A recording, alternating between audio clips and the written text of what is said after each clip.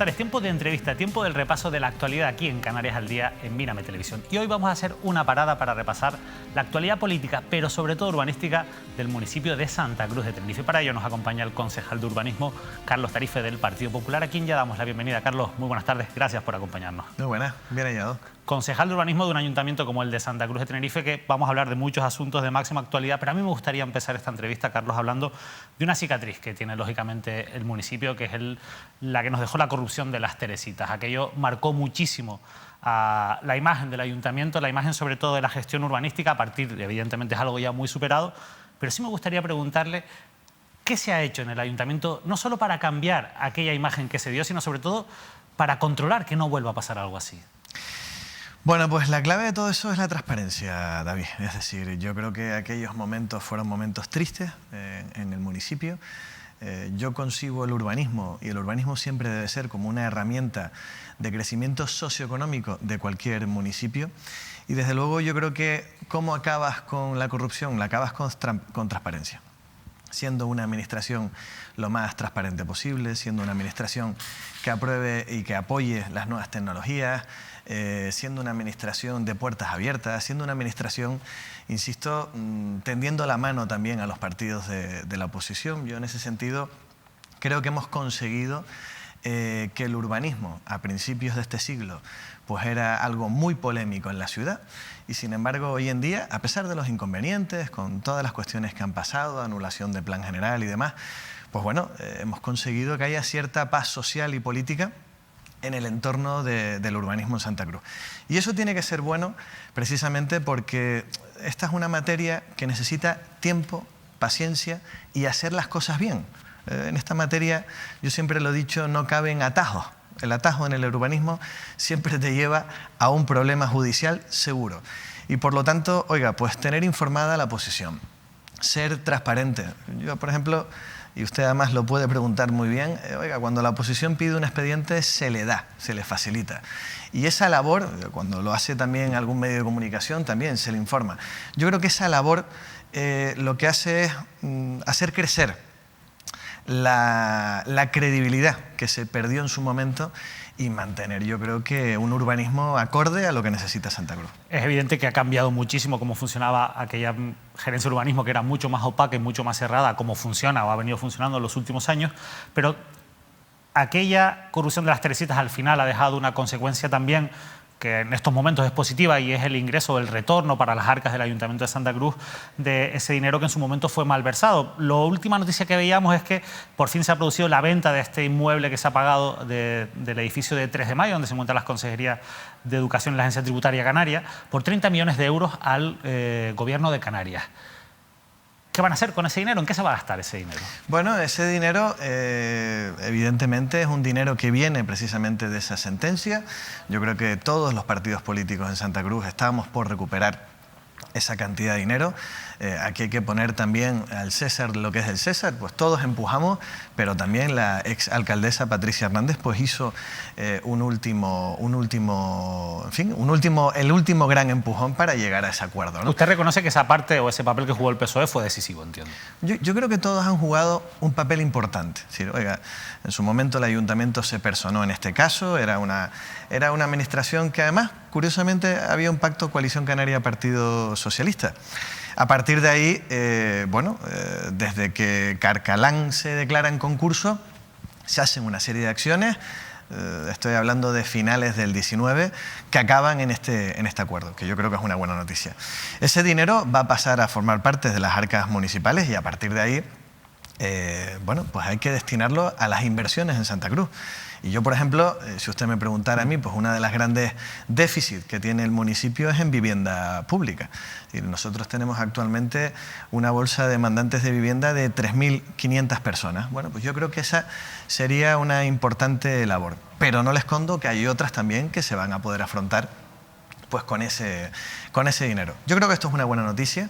Entiendo que no está decidido en cualquier caso. No, no está decidido. Claro. La operación se acaba de cerrar hace muy poquito y a partir de ahí pues habrá que tomar la decisión oportuna. Hay muchos asuntos, usted decía antes, hace falta paciencia para abordar los asuntos urbanísticos. Lo que ocurre es que cuando uno se pone en el papel de los particulares, de los vecinos, del municipio, muchas veces hay asuntos que generan inseguridad jurídica o sobre todo que generan incertidumbre en torno al futuro de, por ejemplo, algún tipo de inmuebles o de actuaciones urbanísticas.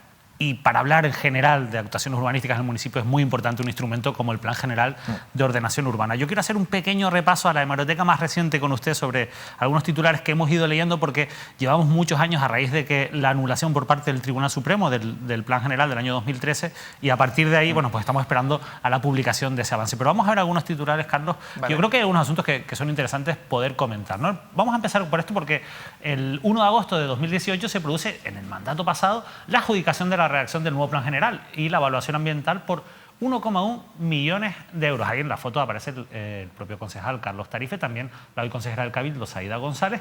Yo lo primero que quiero, la primera parada que quiero hacer, Carlos Tarife, es en el precio. Redactar este nuevo Plan General nos va a costar en torno a 1,1 millones, 1,3 millones me comentaba usted antes. Esto comparado con lo que se llegó a pagar por el anterior Plan General, que además acabaron tumbando los tribunales, es que parece calderilla. ¿Cómo es posible que haya una diferencia tan grande? Bueno, al final nosotros redactamos un pliego de las necesidades del municipio. También es verdad que hay que decir que no partíamos del cero, partíamos del trabajo base del Plan General del 2013, que aunque iba a ser anulado, pues evidentemente es un trabajo que está ahí, ¿no? Y yo por eso a lo mejor la diferencia de precio. Yo no le voy a decir que este sea muy barato o que el otro sea muy caro, pero es verdad que había una base.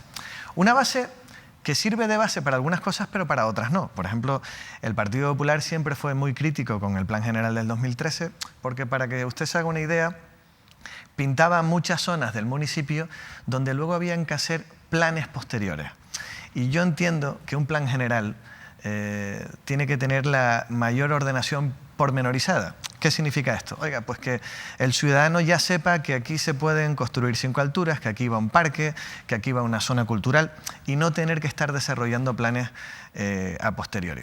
Y luego hay otro déficit que también tenemos ahora mismo, no solo en Santa Cruz. Aproximadamente 15 millones de españoles vivimos en ciudades donde el Plan General se ha anulado. Y se ha anulado por la justicia. Y en algunos sitios porque falta el informe de igualdad de género, en otros por temas económicos, en Santa Cruz por la parte ambiental. Yo echo de menos, y esto es ya de política nacional, yo echo de menos que los jueces tengan un instrumento legislativo por el que si un plan general tiene alguna de sus partes con algún tipo de vicio, detectado en un juzgado de lo contencioso, pues los jueces puedan anular partes de ese plan general. Lo que sinceramente... Claro, pero ese vacío legislativo al final lo pueden corregir los políticos, que son los que legislan. Ya, bueno, ahí hubo un intento, seguro que te acordarás, de Íñigo de la Serna, que fue ministro con Mariano Rajoy a nivel nacional, de tramitar una ley, un proyecto de ley en este sentido. La verdad que no hubo acuerdo al final en el Congreso de los Diputados, pero yo creo que son las cosas que ayudarían a que no pase lo que pasa en Santa Cruz. Es decir, en Santa Cruz teníamos un plan general que nosotros defendimos mediante recursos hasta donde se pudo, que en octubre del 20 cayó de manera definitiva y ahí te encuentras en una situación donde, usted imagínese que usted y yo somos técnicos de la gerencia de urbanismo y bueno, los televidentes piden licencias. Claro, usted y yo estábamos viendo esas licencias con un plan hasta el día 16 de octubre. Es que el día 17, cuando cayó el plan general, ya no nos valía el plan del 13. Teníamos que ver ese tipo de licencias con la adaptación básica del 2005. Y a lo mejor el vecino había pedido construir un edificio de 5 alturas, pero la adaptación básica permite 4. Y entonces hay que devolver el proyecto y decirle, oiga, usted encargue otro. ¿Esto ha generado muchos contenciosos administrativos? Esto ha generado muchos problemas, algún que otro contencioso, mucha revisión de expedientes, por este mismo ejemplo que le acabo de poner. Por ejemplo, la adaptación básica del 2005, pues en materia de usos, no es tan expansiva como lo era el Plan General del 13. Entonces, bueno, ¿qué estamos haciendo? Pues estamos haciendo dos cosas. La primera, como bien apuntabas, pues redactando un nuevo Plan General, que eso hay que hacerlo bien pero sin prisas. No se pueden tener prisas para redactar un plan general.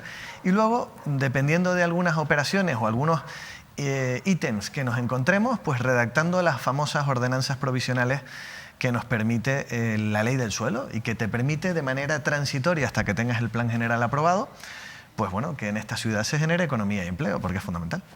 Vamos a seguir viendo otros titulares porque es importante para no salirnos de lo que es este Plan General de Ordenación Urbana de la capital tinerfeña, porque en el mes de marzo de este año 2021 se anunciaba que el avance del nuevo Plan General de la capital se publicaría en 2 meses. Después se hablaba de fechas de mayo y junio y fíjense, la previsión del ayuntamiento es que el documento de ordenación ya de manera definitiva estuviera listo en el año 2022. Claro, el avance del nuevo Plan General, Carlos, todavía no se ha publicado, se han incumplido, por tanto, estas fechas o estas previsiones. Lo primero, ¿qué es lo que ha pasado para este retraso en la publicación del avance del Plan General? Bueno, pues principalmente lo que ha pasado es un intercambio de criterios durante todo el año pasado sobre el texto y sobre muchas cuestiones relativas a temas informáticos, a temas técnicos del documento, no sobre las líneas generales del documento. Que han retrasado pues todos esos meses que estamos viendo y que nos están llevando a una situación donde ya yo creo que estamos a punto de tener un texto definitivo y mi apuesta es que a lo largo del mes de marzo de este año 2022 sí se publique ese avance del Plan General. Ese avance que tiene que ir primero al Consejo Rector de la Gerencia de Urbanismo y luego ser aprobado en Junta de Gobierno para, a posteriori, sacarlo a exposición al público pues, aproximadamente durante 3 meses. 2 cuestiones. La primera, vamos a ver primero si se cumplen, lógicamente, este calendario, pero espera contar con consenso político para aprobar por unanimidad este plan. Recordemos que el anterior no se aprobó por unanimidad, que incluso el Partido Popular lo apoyó, pero lo apoyó con la nariz tapada, una famosa frase que pronunció en su momento el que era concejal Ángel Llanos. Y ahora es fundamental, usted lo decía antes, el consenso. ¿Usted cree que va a haber ese consenso? Yo lo he pedido desde el minuto 1 y además a la oposición se le mantiene muy bien informada de cada paso que damos. Es más, ya te anuncio que antes de que llevemos el avance al propio Consejo Rector, en el que está representada la oposición y el equipo de gobierno, mi idea es presentar el avance a todos los grupos de la oposición. Santa Cruz tiene que cambiar. Es decir, aquel Plan General del 2013 preveía que más o menos a esta altura, sobre el 2020-2023, y estamos en el 2022, pues en Santa Cruz no hubieran 220.000 habitantes como había en aquel momento, sino fuéramos casi 300.000. Generaba una macrociudad, sobre todo con un crecimiento muy importante en el suroeste, donde esa expectativa no se llevó a cabo. Ese plan además se estaba desarrollando en una época de un boom expansivo. Entre el año 2000 y el año 2006-2007, pues todos sabemos la economía en España cómo iba y sobre todo el boom inmobiliario que empezó a caer en el año 2008. Pero ese plan se aprobó con esas expectativas. Pero entiendo que el modelo de ciudad que dibuja o que pretende dibujar este nuevo plan va en otro sentido. Va en un sentido más de recuperar, por ejemplo, el litoral, va en un sentido más de intentar que el suelo, sobre todo en el ámbito del suroeste, no esté tan remitido a unidades de actuación o a planes de desarrollo, sino que haya una ordenación pormenorizada. Va, por ejemplo, va a proteger mucho más suelo también en el ámbito del suroeste. Se creaba una zona de actividades logísticas en el entorno de la famosa vía exterior, que todo ese suelo va a pasar a ser suelo rústico en este plan, porque por ley tiene que ser suelo rústico. Es decir, oiga, en el futuro ahí a lo mejor podemos hablar de otras ampliaciones, pero Santa Cruz ya no está apostando tanto por esa zona. Santa Cruz va a apostar con toda seguridad por ampliar la ciudad en el espacio de la refinería, que ahí hay 573.000 metros cuadrados que son muy importantes para ese ámbito. Quiero preguntarle por qué planes tienen para ese suelo de la refinería, pero antes, porque es muy interesante lo que estaba comentando, hay zonas de importante desarrollo del municipio, como la zona del distrito suroeste, pero también zonas mucho más céntricas, como la zona de Cabo Llanos, que en su momento pues, dibujaron un crecimiento urbanístico importante, pero la dotación de recursos y servicios básicos no ha ido en paralelo, no se ha cumplido, no cuentan con esas dotaciones fundamentales que además tienen que tener y que están dibujadas en los diferentes planes. ¿Esto se va a corregir ahora con el nuevo plan general? Y sobre todo, ¿se va a conseguir que esos núcleos poblacionales tengan esas dotaciones básicas? Totalmente. Es decir, no podemos seguir construyendo la ciudad como se ha hecho, por ejemplo, en Cabo Llanos, pero no solo en Cabo Llanos. Podríamos hablar de La Gallega O podríamos hablar del Sobradillo, donde vemos un montón de parcelas dotacionales que lo único que generan son escombros, hierbajos e incluso hasta problemas vecinales. Es decir, yo, volviendo un poco al ejemplo que has puesto tú, que es Cabo Llanos, Cabo Llanos es un modelo urbanístico para no volver a repetir. O sea, Cabo Llanos, si usted y yo hubiéramos llegado a la isla en el año 2000 y nos venden, oiga, cómprese usted un piso aquí, que es que aquí va a haber un parque y aquí va a haber una plaza. Bueno, eso fue lo que pasó, vamos. Sí, pero es que nunca se hizo. Nunca se hizo. Y además se va a hacer de una manera indirecta. Se va a hacer porque ahí el planeamiento está suspendido, se va a ordenar para encajar la ciudad de la justicia y a partir de ese encaje urbanístico es cuando hay que desarrollar, por ejemplo, en el solar de la Ermita de Regla irá una zona verde, donde actualmente está pues el depósito municipal de coches, de estos coches que se retiran en Santa Cruz porque están mal aparcados, ahí va otra zona verde. En medio de las torres de Santa Cruz, pues va otra zona verde. Es decir, todos esos espacios se tenían que haber ejecutado en su momento, resolviendo el expediente administrativo del polígono Cepsa-Disa, pero no se hizo. O sea, son cosas de gestión urbanística que a veces a lo mejor no lucen tanto en la prensa, pero que sí lucen a la hora de poder ejecutar obras. Al final son cosas que puede que no luzcan mucho, pero que sí que afectan en el día a día o en el funcionamiento de la vida de cualquier ciudadano, de cualquier vecino de un municipio. Y lo adelantaba usted antes, el suelo de la refinería, que va a dejar la refinería de Cepsa libre, en pleno centro de Santa Cruz de Tenerife. ¿Cuál es la idea del ayuntamiento? Bueno, ahí está, eso está dentro de la operación Santa Cruz Verde 2030. La refinería ya por fin ha obtenido autorización para su desplazamiento de la actual actividad que hace, que es almacenamiento de combustible, en el entorno de Granadilla. Bueno, a partir de ahí ellos tendrán que construir en Granadilla todo lo que necesitan, tendrán que ir desmantelando esa refinería. Los planes que tiene en este caso Cepsa es de acabar con tanto el desmantelamiento como la remediación, la limpieza de esos terrenos en el año 2028. Y la idea que tiene Santa Cruz es, dentro del marco del plan general, remitir ese ámbito de suelo a un plan especial, salvo que antes de la aprobación inicial haya una ordenación pormenorizada para esa bolsa. ¿Qué quiere Santa Cruz en esa bolsa? Pues yo se lo voy a explicar algunas cuestiones incluso hasta gráficamente. Si, por ejemplo, nos situamos en la Rambla de Santa Cruz, a la altura de la piscina municipal, es una rambla inacabada, es una rambla que hay que acabar.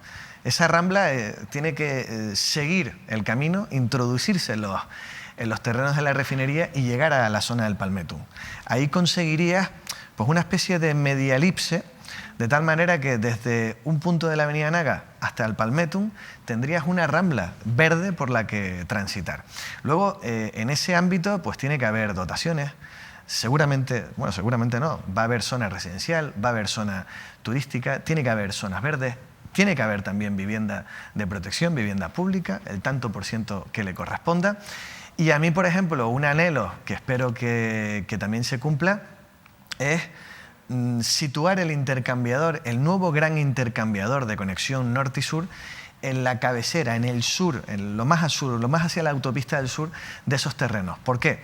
Porque, hombre, si en el futuro en esta isla se apuestan por el desarrollo de los proyectos de los trenes del norte y del sur, yo creo que el del sur sería más viable, no tiene ningún sentido que salgan desde Cabo Llano, tendrían sentido que salieran desde la cabecera de esos terrenos, ¿no? Bueno, pues todas esas cosas pues hay que ponerlas sobre el papel, dibujarlas, recuperar el litoral. Recientemente la autoridad portuaria, pues hace ya casi 4 meses, nos anunciaba que a finales del año pasado, principios de este, iba a ceder a la ciudad pues toda la zona entre el Auditorio y el Muelle de la Hondura, con la trasera del Palmetum también, que es otra zona a recuperar para Santa Cruz y que hay encargado un proyecto desde el área de infraestructura.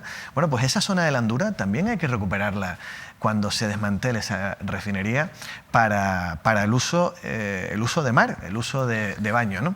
Y todo eso además dentro de una de las obras más importantes que se está ahora mismo acometiendo en la ciudad, que es la depuradora de Santa Cruz. Ustedes se cuentan que nunca Santa Cruz va a obtener una bandera azul mientras esa obra de la depuradora no esté terminada, porque ahí tenemos un problema ambiental y mientras no resolvamos ese problema ambiental, insisto, en ningún punto marítimo de la ciudad va a ver nunca usted una bandera azul hasta que eso no esté terminado. La verdad que hay muchos asuntos pendientes, pero este nuevo plan general puede ser una solución, una herramienta muy útil para ese desarrollo urbanístico que ha quedado paralizado, la verdad, en los últimos años en la capital tinerfeña. Pero hay un asunto que también va con mucho retraso, que también ha estado marcado por muchos contratiempos administrativos, que es el plan especial del barrio del Toscal. Sí. Las últimas declaraciones que yo le he leído a ustedes es que sí o sí, en 2022 se tiene que aprobar este plan. Sí, ¿Qué garantías hay para que esto sea así? No, yo le garantizo que eso va a ser así. Es un plan, bueno, yo fui padre en el año 2008 y en el año 2008 se inició el documento del Plan Especial del Toscal. Es decir, tiene tantos años como mi hijo, 13. Yo creo que este es un modelo de lo que no se debe hacer en materia de planeamiento. Y más como está el barrio que necesita. O sea, tú necesitas tener un plan para poder acometer, David, pues las peatonalizaciones, para poder acometer las expropiaciones necesarias. Por ejemplo, tenemos una joya como la Casa Siliuto, pero es que en ese entorno de la calle María Mérida, de la calle San Antonio, San Martín, ahí va un parque urbano. O sea, usted imagínese tener un pulmón verde en medio del Toscal que rodee prácticamente esa casa de la juventud. Todas esas cosas necesitamos tener el documento aprobado. Ahora mismo hay una parte ambiental que nos ha exigido el Gobierno de Canarias, que ya la hemos remitido, ya se ha aprobado tanto en Consejo Rector como en Junta de Gobierno. Ahora el Gobierno de Canarias se tendrá que pronunciar. Y el último paso, que ya el Cabildo emitió un informe favorable condicionado, es que el Cabildo se pronuncie en relación al soterramiento del tema de las telecomunicaciones, que es una pieza muy sencilla. Nosotros entendemos que se tiene que hacer de una manera y si el Cabildo se posiciona de la misma manera, estaríamos a disposición a lo largo de este año de aprobarlo de manera definitiva. Y una vez esté aprobado, pues lo que tenemos que empezar a hacer es gestionar. O sea, ya de cara a los presupuestos del 2023 ya tiene que haber proyectos importantes. O sea, ya tenemos que empezar a hablar de plataformas únicas, de hacer muchas calles en el Toscal plataformas únicas. Tenemos que empezar a hablar de sacar el coche del Toscal. Y para eso ya hay algunas acciones que, por ejemplo, mi compañero Guillermo Díaz Guerra está ejecutando. Tiene en los presupuestos de este año del 2022 una propuesta de proyecto de parking soterrado en la calle San Isidro. La calle San Isidro es la que está justo delante del cuartel de Almeida, que ahí más o menos seguramente puedan caber en torno a 300 y pico vehículos soterrados. Bueno, pues todas esas cosas creo que podrían empujar a que una vez aprobado el documento avancemos en devolver al Toscal lo que nunca debió perder, que es la calidad de vida en las calles y que haya actividad, que yo creo que es lo que falta. Hablaba usted de... Hay varios asuntos muy interesantes con esto, pero hablaba usted de expropiaciones que van a ser necesarias para poder desarrollar este plan. ¿Cuántos vecinos más o menos han calculado que puede afectar esas expropiaciones y cuánto le puede costar también este tipo de actuaciones a las arcas públicas? Bueno, estamos hablando de una posible inversión entre una cosa y la otra de casi 20-30 millones de euros. Va a estar en esa cifra. Pero son actuaciones que van a modernizar nuestra ciudad y que son necesarias. Antes hablábamos, por ejemplo, de que con un solo edificio vamos a recuperar pues casi 30 millones de euros, ¿no? Bueno, pues en fin, el ayuntamiento tiene fórmulas de financiación y ojo, en esto no solo tiene que participar el ayuntamiento, es que yo creo que a la hora, en fin, las expropiaciones sí las tiene que hacer el consistorio, pero a la hora de ejecutar obra en un ámbito como el Toscal, pues yo espero que otras administraciones como el Cabildo, como el Gobierno de Canarias o como el propio Gobierno del Estado, pues también colaboren, ¿no? Los conjuntos históricos son muy importantes. Claro, por eso le quería preguntar, porque al final esto es un plan especial distinto porque afecta a un conjunto histórico, no es lo mismo que otro plan especial, por ejemplo el de las Teresitas, que también podríamos hablar, pero en este caso tiene que haber una implicación también de otras administraciones, como es del Cabildo de Tenerife. Pero la ha habido, ¿eh? O sea, por ejemplo, la Casa Siliuto es cofinanciada con el Cabildo. Si tanto el Ayuntamiento de Santa Cruz como el Cabildo, ahí se colaboró.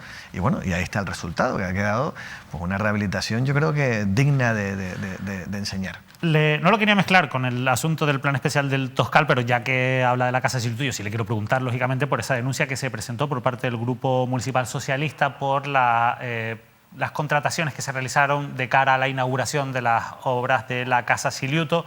presuntos delitos de prevaricación que se han denunciado, se ha admitido a trámite esa denuncia, se ha abierto unas diligencias penales. Me gustaría preguntarle, no ya tanto por la investigación en sí, que entiendo que no me va a poder decir mucho, pero sí por estos hechos. No sé si se los ha leído, si se ha leído la denuncia, si los ha visto. ¿Qué opina de esta cuestión que ha denunciado el PSOE y que se está investigando en los juzgados? Bueno, es que yo creo que en mi opinión cuenta muy poco. Es decir, la parte urbanística, que además era un contrasentido, es la última obra que hizo la gerencia de urbanismo fue precisamente acabar con la Casa Siluto. Yo jamás entendí cómo urbanismo no está para hacer obras, para eso está el área de infraestructura. El urbanismo está para gestionar el suelo de Santa Cruz, no solo en materia de planeamiento, sino en materia de gestión urbanística.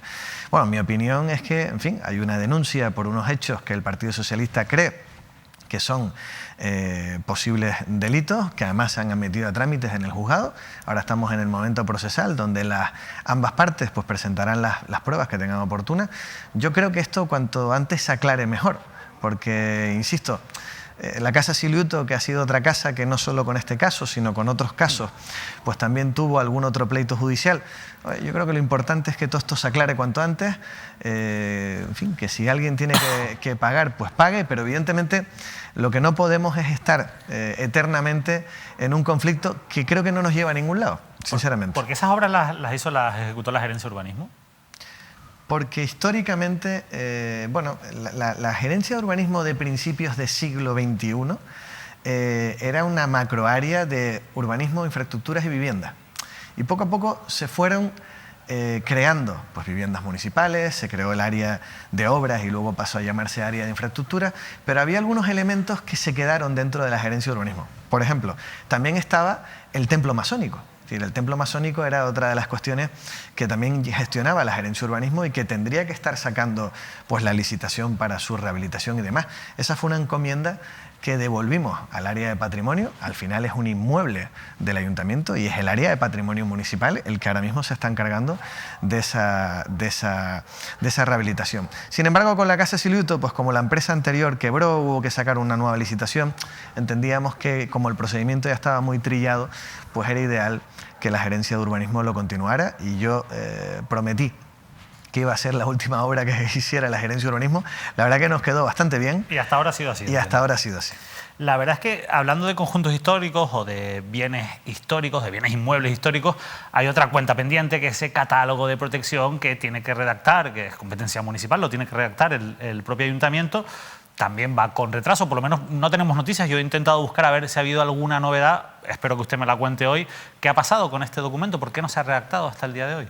Bueno, aquí, y si me permites hacer un histórico, partimos de un problema. ¿Sí? Partimos de un problema que además se manifestó en una de las calles de Santa Cruz como Puerta Canseco, donde el famoso plan del año 2013 dejó fuera de ese catálogo, a criterio de los técnicos del área de patrimonio histórico del Cabildo, cerca de 500 inmuebles.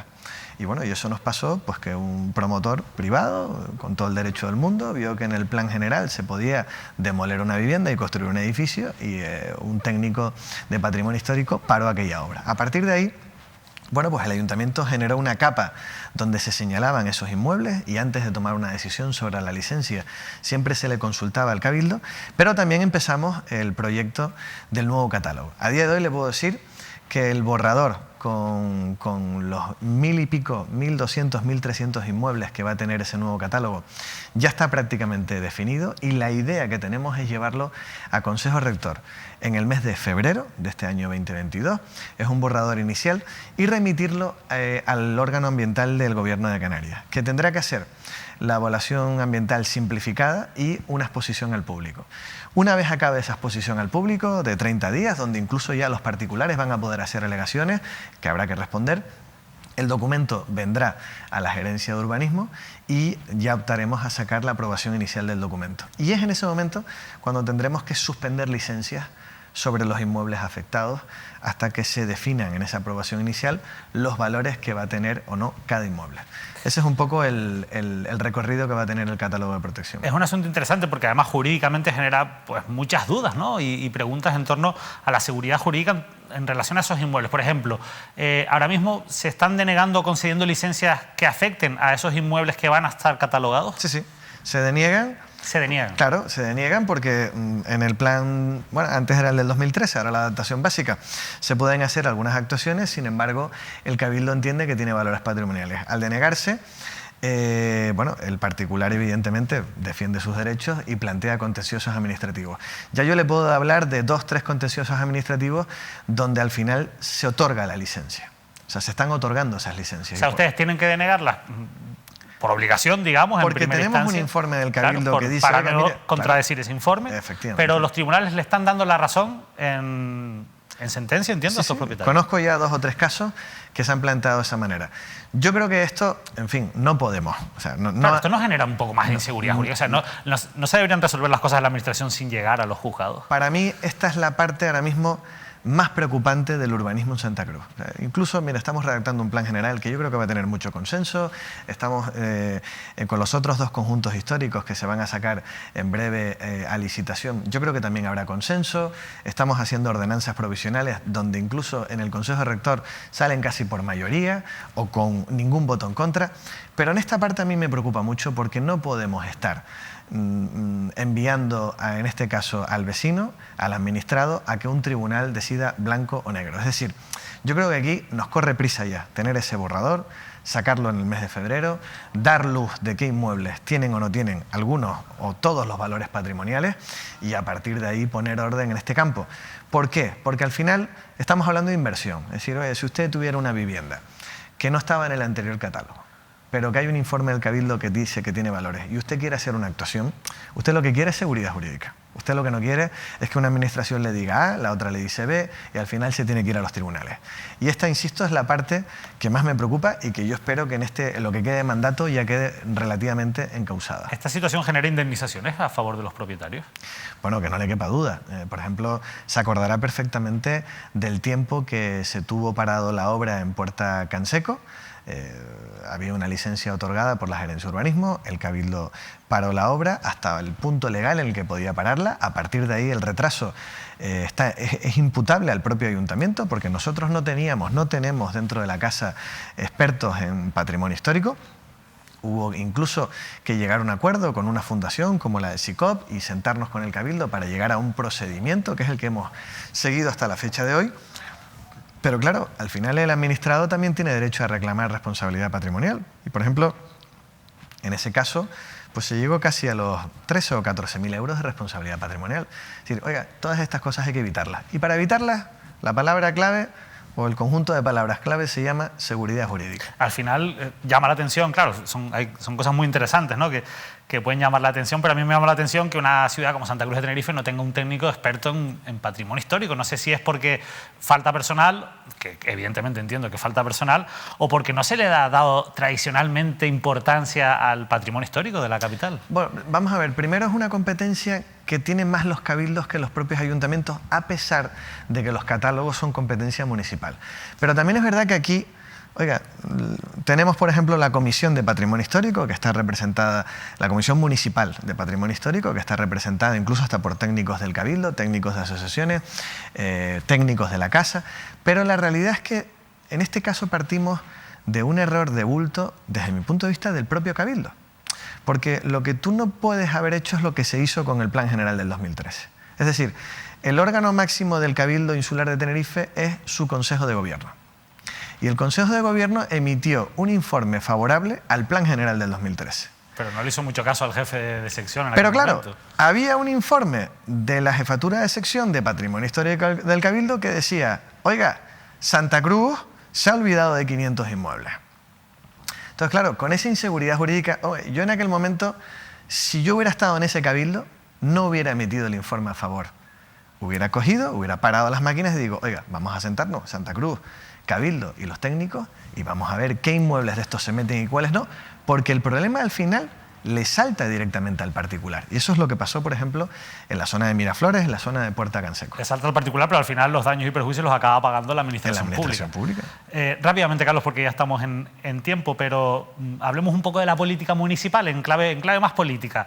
¿Qué tal las relaciones con su socio de gobierno, con Coalición Canaria? Bueno, bien, nosotros siempre lo hemos dicho, ¿no? En el anterior mandato sí hubo un pacto, Coalición Canaria-Partido Popular, desde el minuto 1. En este mandato estábamos en la oposición Y nosotros, Guillermo Díaz Guerra, Alicia Cebrián y un servidor, presentamos la moción de censura no para ser alcalde al señor Bermúdez, sino para acabar con el gobierno de Patricia Hernández. Yo lo digo abiertamente. Oiga, pues con el señor Bermúdez las relaciones son buenas, a pesar de que en muchos temas pues tenemos discrepancias sobre el modelo de la ciudad.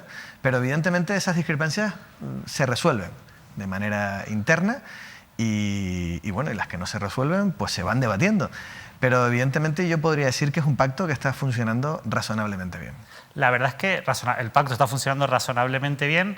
A mí, yo le voy a confesar una cosa, a mí entrar en temas de dimes y diretes políticos no me suele gustar mucho, me gusta más hablar de temas urbanísticos porque al final son datos y cuestiones que es mucho más fácil contrastar, pero le voy a reconocer que a mí me han llamado compañeros, me ha llamado gente para decirme que han visto cómo usted se reúne con Patricia Hernández y con otros concejales del PSOE, incluso otros concejales del Partido Popular, se han reunido recientemente. Lo primero que me gustaría preguntarle es si esto es así, si es verdad, si usted se reúne abiertamente con Patricia Hernández. A mí lo que me sorprende, en serio, es que eso sea noticia. Es decir, yo no concibo estar en un ayuntamiento, somos 27 concejales, bueno, 26 más el alcalde, yo no concibo estar gestionando un ayuntamiento y menos un área como la gerencia de urbanismo sin yo tener comunicación directa y sin poder tomarme un café o irme a comer pues con Ramón Trujillo o con Matilde Zambudio o con la señora Hernández, la señora Patricia Hernández. O sea, usted esto lo ha hecho. Es que lo hacemos y lo hago. Yo, a la coalición canaria no le sienta tan bien. Pero vamos a ver una cosa, es que creo que esto no es una cuestión de cómo sienten las cosas, es que esa es la manera de construir una ciudad. Yo no concibo otra manera, y menos cuando llevas un área como la de urbanismo. Es decir, cuando tú llevas un área como la gerencia de urbanismo, tienes que construir la ciudad escuchando a todas las partes. Oye, yo me acuerdo cuando empezó el proceso de participación ciudadana de este plan general, que se creó una plataforma en el suroeste por un PGO más participativo. Yo me acuerdo estar en mesas con Pedro Fernández Arcila, con Ramón Trujillo y con dirigentes vecinales, y yo estaba sentado en esa mesa hablando de qué suroeste queríamos para Santa Cruz de Tenerife. Es decir, yo, insisto, me voy a seguir reuniendo con Patricia Hernández, le puedo garantizar, le molesta a quien le moleste.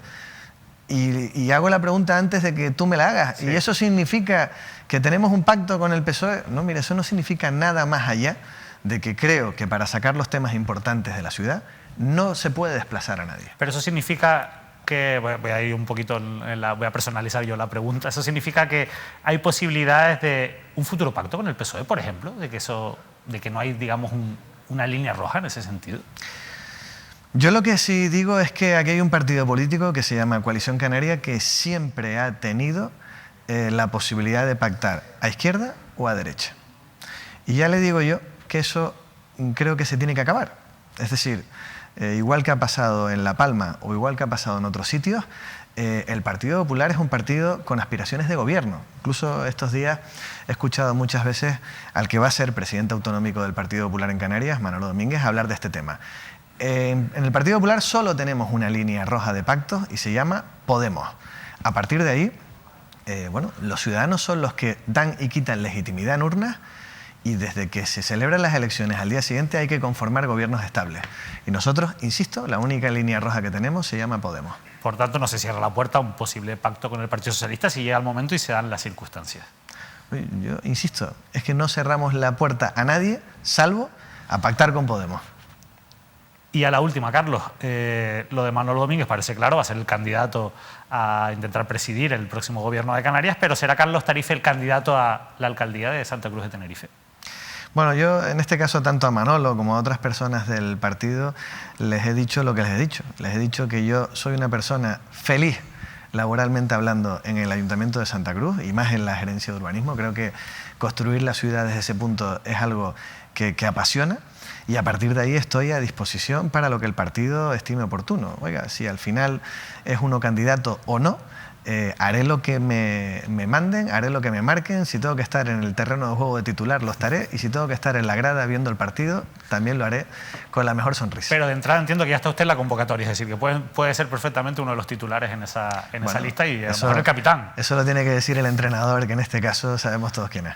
Permítame el símil futbolístico. De verdad, Carlos Tarife, muchísimas gracias por haber estado hoy con nosotros y habernos ayudado a entender un poquito más esos asuntos urbanísticos tan importantes para el municipio de Santa Cruz de Tenerife, que a veces son muy complejos y no tienen tienen quizás la repercusión mediática que deberían de tener. Así que muchísimas gracias por estar con nosotros. Gracias a ustedes y por supuesto por poder explicarlo, ¿no? Que yo creo que son cosas importantes de cara a la ciudad. Muchas gracias. Carlos Tarife, el concejal de urbanismo de Santa Cruz de Tenerife, ha estado hoy con nosotros en Canarias al Día. Les dejamos ya con la programación habitual. Nosotros nos despedimos y volvemos, eso sí, el próximo lunes con más entrevistas. Que pasen un feliz fin de semana.